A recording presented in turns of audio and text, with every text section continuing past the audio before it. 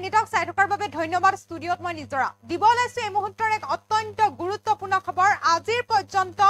কংগ্ৰেছী নেতাই ভাৰতীয়ৰ ওচৰত ক্ষমা খোজা নাই মুখ্যমন্ত্ৰী হিমন্ত বিশ্ব শৰ্মাই বৃহৎ মন্তব্য কৰিছে জৰুৰী অৱস্থাটো ভাৰতীয়ৰ ওচৰত কোনো কংগ্ৰেছী নেতাই ক্ষমা বিচৰা নাই এআই ভাৰতীয় ইতিহাসৰ এক কলংকিত অধ্যায় এনেধৰণে এতিয়া কটাক্ষ কৰিছে কংগ্ৰেছী নেতা মুখ্যমন্ত্ৰী ডক্টৰ হিমন্ত বিশ্ব শৰ্মাই আৰু কি মন্তব্য কৰিছে এই মুহূৰ্তত সবিস্তাৰে জনাবলৈ যত্ন কৰিছো এনিটক চাই থকা প্ৰতিগৰাকী দৰ্শকক জনাবলৈ যত্ন কৰিছো এই মুহূৰ্তৰ এক অত্যন্ত গুৰুত্বপূৰ্ণ খবৰ কংগ্ৰেছৰ নেতাক তীব্ৰ সমালোচনা কৰিছে মুখ্যমন্ত্ৰী হিমন্ত বিশ্ব শৰ্মাই সংবিধান হাতত লৈ সংবিধান ৰক্ষাৰ কথা কয় সেই নেতাগৰাকীক পৰিয়ালে ভাৰতৰ সংবিধান ধ্বংস কৰিছিল আজিৰ পৰ্যন্ত কংগ্ৰেছে ভাৰতীয়ৰ ওচৰত ক্ষমা খোজা নাই জালিয়ানাবাগৰ ঘটনাৰ বিষয়েও দুখ প্ৰকাশ কৰা নাই কংগ্ৰেছে নৱপ্ৰজন্মই সদায় এটা কথা মনত ৰাখিব জৰুৰী অৱস্থাৰ বিষয়ে কংগ্ৰেছে কেতিয়াও ক্ষমা নোখোজে সংবিধানৰ বিষয়ে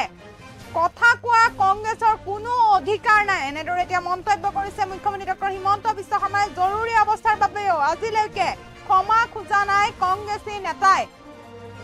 এয়াই হৈছে ভাৰতৰ ইতিহাসৰ আটাইতকৈ কলংকিত অধ্যায় তীব্ৰ ভাষাৰে কংগ্ৰেছৰ নেতাক এতিয়া কটাক্ষ কৰিছে মুখ্যমন্ত্ৰী হিমন্ত বিশ্ব শৰ্মাই এই মুহূৰ্তত এনিটক চাই থকাৰ প্ৰতিগৰাকী দৰ্শকক জনাই আছো এক অত্যন্ত গুৰুত্বপূৰ্ণ খবৰ কংগ্ৰেছৰ নেতাক তীব্ৰ সমালোচনা কৰিছে মুখ্যমন্ত্ৰী হিমন্ত বিশ্ব শৰ্মাই সংবিধান হাতত লৈ সংবিধানৰ ৰক্ষাৰ কথা কয়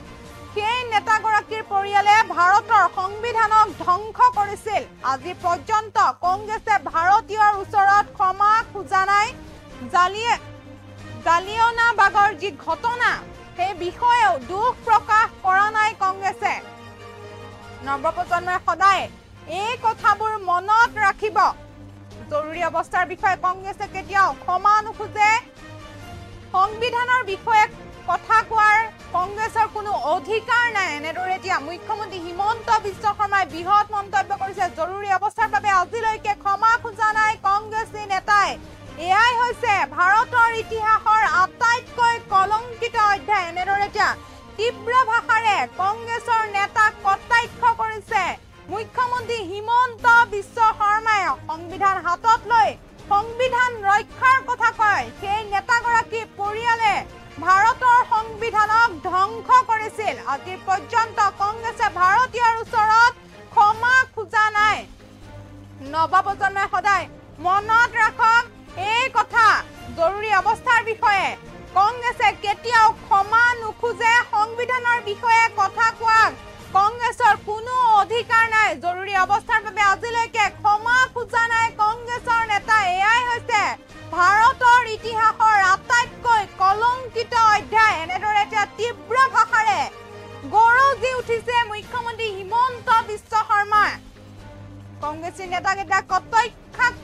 কটাক্ষ কৰিছে মুখ্যমন্ত্ৰী হিমন্ত বিশ্ব শৰ্মাই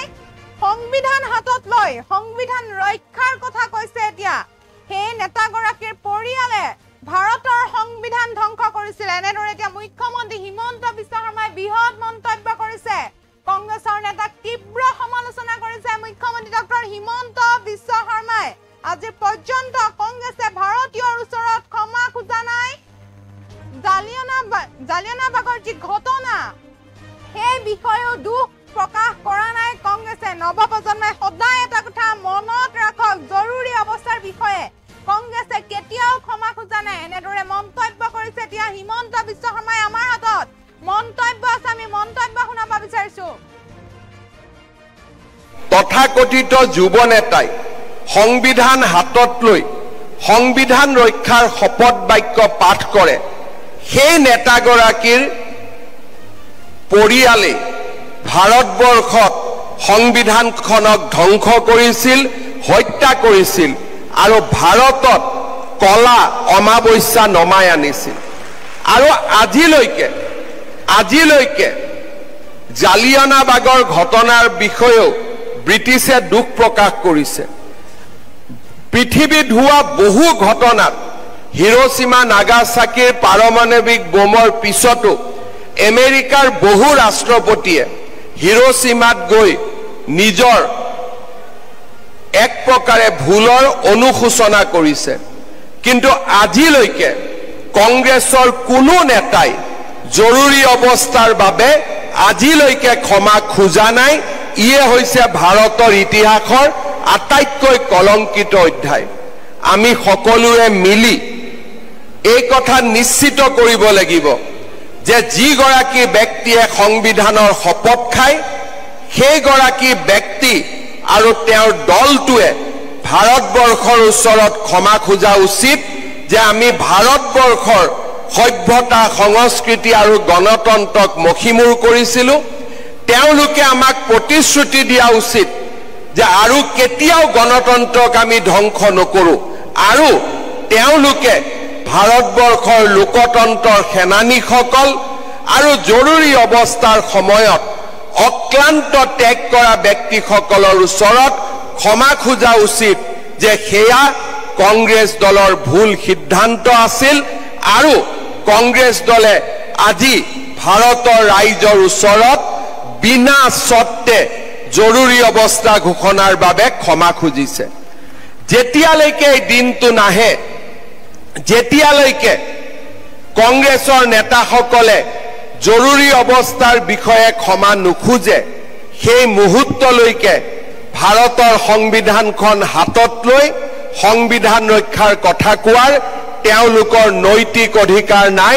নৈতিকতাৰ কাঠামোত সদায় তেওঁলোক পৰাজিত হৈ থাকিব আৰু ভাৰতৰ ইতিহাসে তেওঁলোকক কেতিয়াও ক্ষমা নকৰে সেই আজি দিনটোৰ আমাৰ বাবে দিয়া আজি দিনটোৱে আমাক দিয়া ডাঙৰ শিক্ষা সকলোকে এই মক পাৰ্লিয়ামেন্টৰ বাবে পুনৰ এবাৰ শুভেচ্ছা জনাইছো নতুন প্ৰজন্মই বছৰে বছৰে ধৰি এই কলা অধ্যায়ক স্মৰণ কৰিব লাগিব কাৰণ আমি জৰুৰী অৱস্থাক পাহৰিব নোৱাৰো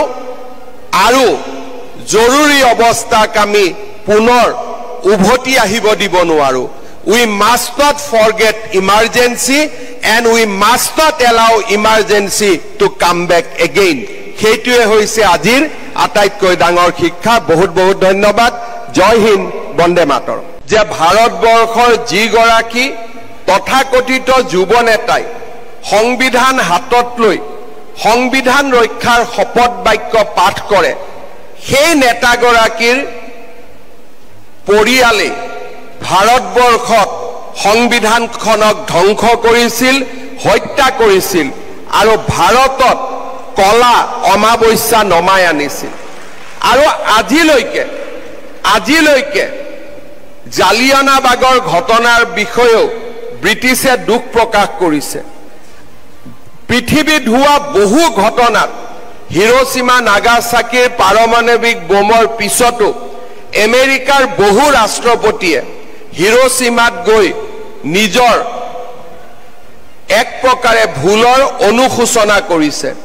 কিন্তু আজিলৈকে কংগ্ৰেছৰ কোনো নেতাই জৰুৰী অৱস্থাৰ বাবে আজিলৈকে ক্ষমা খোজা নাই ইয়ে হৈছে ভাৰতৰ ইতিহাসৰ আটাইতকৈ কলংকিত অধ্যায় আমি সকলোৱে মিলি